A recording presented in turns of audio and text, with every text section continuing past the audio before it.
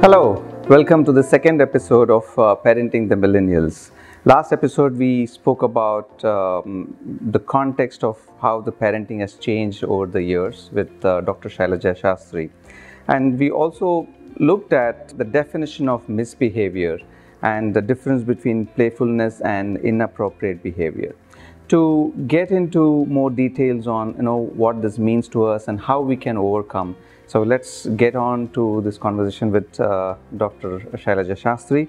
Dr. Shailaja, while we spoke about it, while we said that there is inappropriate behavior, so what is the lesson for us as parents? How is it that we can help set those boundaries for our children and help the child and the parent to manage this behavior? What would be your a solution or suggestions here? Yes, as I told earlier in the earlier episode, managing behaviors is absolutely important, and helping children set the limits and boundaries to their behaviors is a responsibility, and that's where as parents we need to guide them.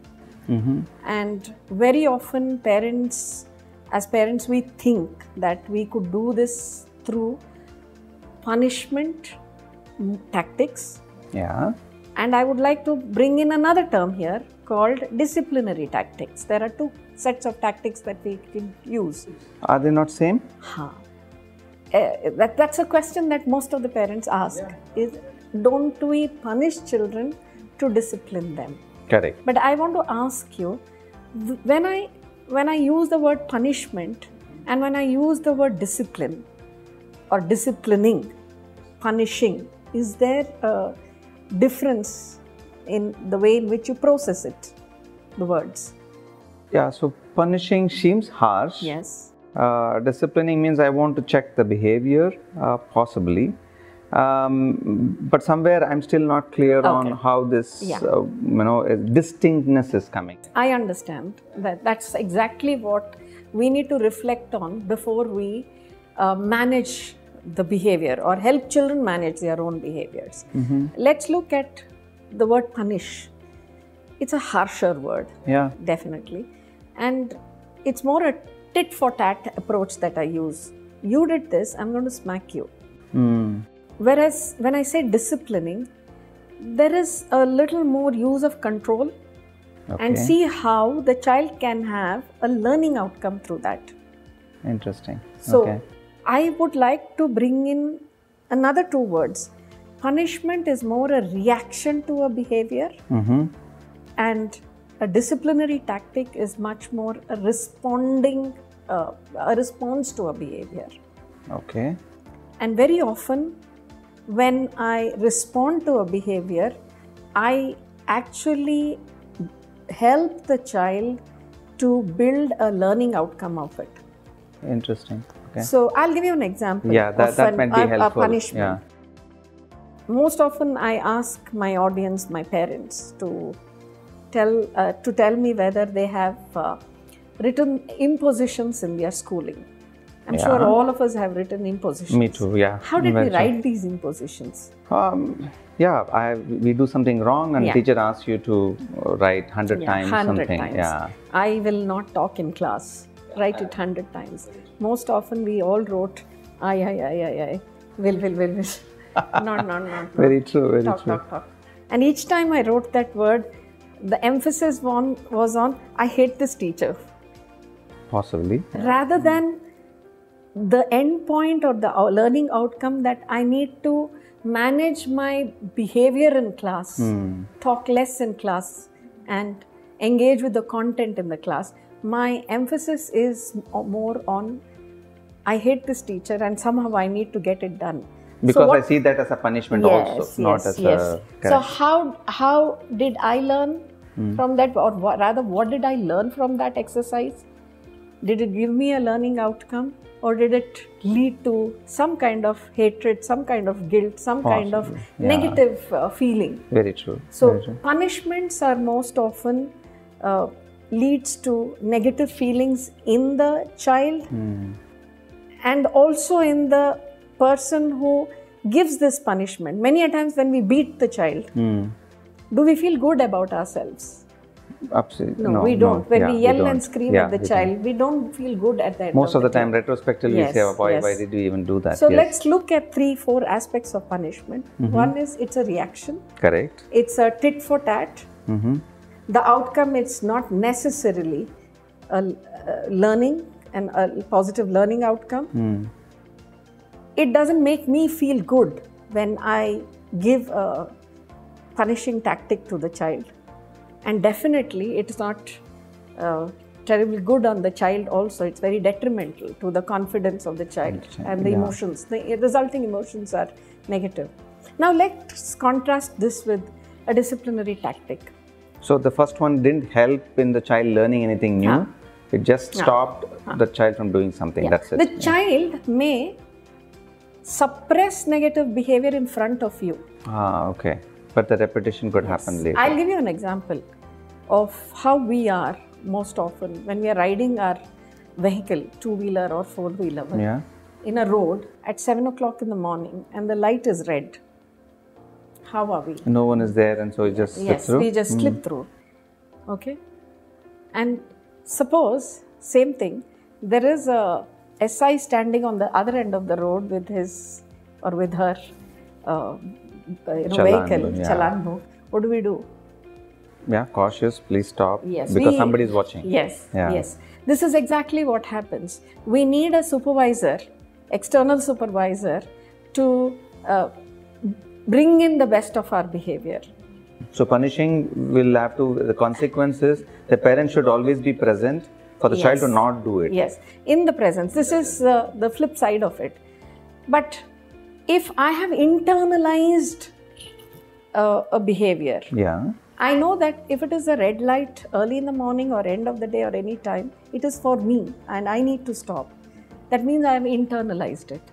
Now, disciplinary technique actually helps us to internalize this behavior. Interesting. Okay. Let me ask you, suppose the child has displayed an inappropriate behavior. If I'm in a responding mode, that means I will not react to it immediately. Okay. I'll think about it. I will strategize as to what do I need to do to handle this behavior for the child to have a learning outcome. So probably I will listen to things from the child's perspective. I will communicate certain options to the child. Maybe I will stand by the child when the child solves the problem. Okay, more supportive role that you would give. Yes. Okay. And what would happen then to me as a parent or an adult? I feel good that I have not reacted in that instant and child is probably learning and might not repeat it. And so the outcome is very positive, that the child learns to internalize this behavior. Maybe I can give you an example of a parent who used a disciplinary tactic. That would be interesting. Very often we see that children learn to use foul language very rampantly in their conversations. So I met this couple who had the same challenge where the child who was in third standard used this fancy language in an everyday conversation. Okay. So the parents knew that this had to be dealt with, and rather than immediately reacting to that, they planned out a game with the child. So 2 days later, they told the child, well, let's play a game. Mummy and Daddy are in one party, you are in one party. So we are going to make a list of the words that we know. Like that word that you used that day. The child was very excited. Oh, you want me to know? I know more of such words. Okay, let's have a game. They timed themselves, and the child probably put in around 8 or 9 of these so-called words. Now the parents then went into their time, and then they put in around 90 to 20 words of such nature. And the child was shocked. Oh, so you know so many words, you know more words than me. And some of them I have not heard. So that was the learning moment. That was the moment that the parents capitalized to share with the child and told the child, look, wonderful. you have understood, we know most of such words. But we don't use choose not to use these words. However, I am angry, I am with another person, I don't use these words. So the choice is mine. So similarly, you're going to learn similar words. You're going to learn many more words, probably 50 words. But then the choice is yours. You have the choice. Even if I'm not there, even if your teacher is not there, you still have a choice.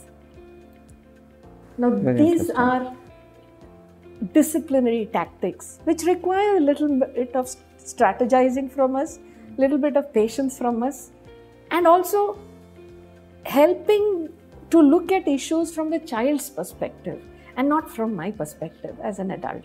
So this also means, Dr. Shailaja, that we have to be as parents more creative in terms of saying how to deal, and patience, of course, to say that what is a kind... the fundamental point is patience.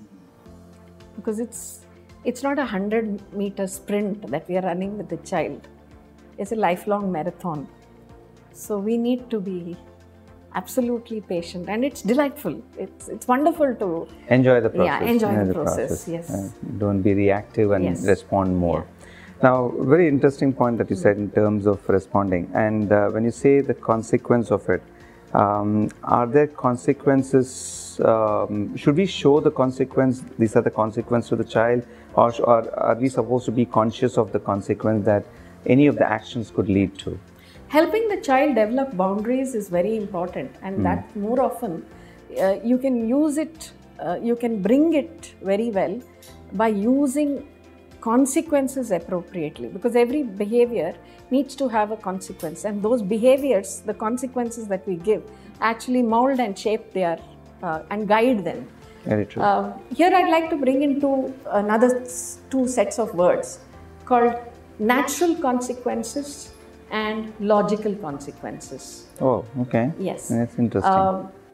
Let me take an example to explain natural consequences. Let's assume that the child is throwing a tantrum that I don't want to eat. Quite often children do this, they know what hits us the most is when children say, I do not want to eat. So they're sulking, they say, I don't want to eat. You have made chapatis, I want biryani. And if you've made biryani, they want chapatis. So, and we, as parents, we get very upset by this. One of the tactics for this is to use natural consequences. Because if the child doesn't eat, the natural consequence of that is hunger. Very true. Yeah. So after 2 hours, my child is going to feel hungry. Okay. So here I need to be a little more stronger and a little more patient. And when my child throws a tantrum and tells me that, look, I'm not going to eat. Well, I need to keep a flat voice and tell the child that, okay, fine, I understand that you don't want to eat. And tell the child, okay, you have it your way. If you eat now, you will get hot food. But I know if you feel hungry, you will later. I have kept it on the table. You can eat the chapatis that are cold. Okay.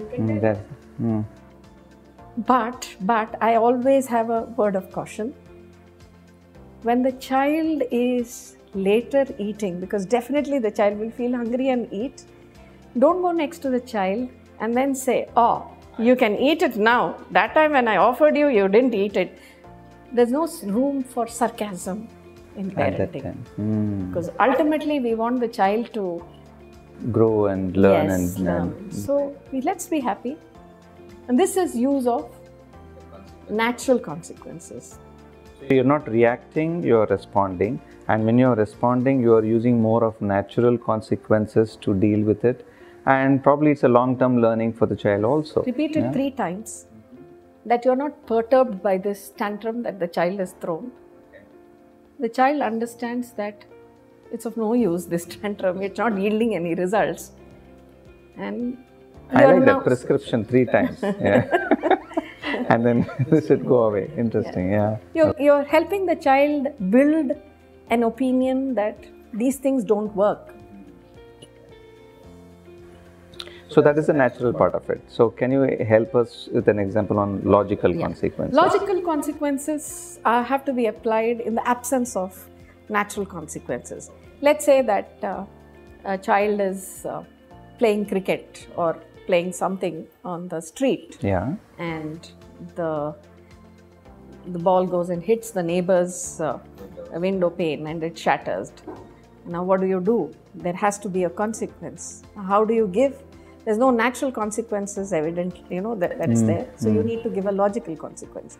And what is the logical consequence in this context? You need to give something that is appropriate as a parent, as an adult.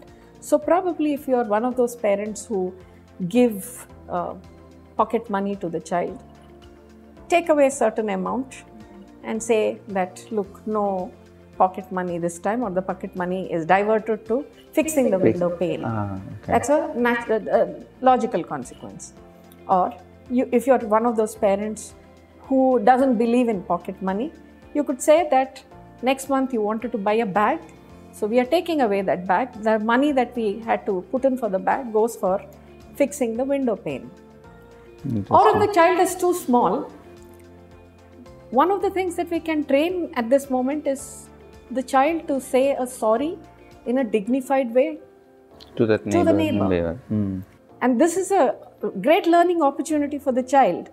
So be there for the child, hold the child's hand, and then go give go the confidence. with the child and let the child say a sorry, and show the child that there is a dignity in telling a sorry. Let's take that. It's interesting because I've seen parents on the child's behalf, they go and say something. Is that an overly protective nature? How would you say that? Definitely. I think one of the things, key things that as parents we need to understand, we should not be solving all their problems. We are causing more damage by solving all their problems, because we take away their ability. We are curbing their ability to problem solve. I'll give you a simple example. Sure. Let's look at the art of tying a shoelace. Yeah. When we have to go out and we are busy and we need to get out of the house, and the child is sitting and tying a shoelace, what happens to us? We get flustered, we do it for them and say, time ho gaya, chalo. Chalo, time ho gaya, I'll put the knot for you. them. By tying the shoelace of the child at that moment, I've taken away the precious opportunity that the child had to learn how to tie a shoelace. And each time I do it, I'm taking away that opportunity. And probably now the child is expecting you to now tie the shoelace. And also, we have not understood that tying a shoelace is an art. It takes quite a time. So the learning process is longer. It's not easy. It requires an incubating time for that skill to be built. Similarly, all values and all the good things in life need an incubation time for them to practice it and learn it. And these difficult moments when that happen are great opportunities for us to train our children in these little skills and values. And for that, we need to be a little more, we need to step back. And allow the child to problem solve. Very true. When the child has fought with the neighboring kids, most often the parents fight out rather than the children. We intervene. Finally, we are not talking and the children are happily talking to each other. Adults are not talking. Now, that's not a good thing for... Help them resolve their issues themselves. They will. They will resolve. And we guide them that, okay, what happened? What did you say? What did she say? Now, what do you think? Fights do happen. What do you think you should be doing now? By asking such a question, you're making the child think how to problem solve. I think as parents, we need to step back and don't do everything for them. Let them learn certain things on their own. So this is about the consequences, choices and consequences in life. Excellent. So there you go, folks. The second episode of our series in Parenting the Millennials. Very interesting. I like your, dose. 3 times do this, and probably, the reactive tendencies versus responding. We can be patient, take a step back, and look at how these natural and logical consequences work out. So thank you very much. Hope you liked this episode. We would like you to like, share, and subscribe to our channels. So see you next time. Thank you.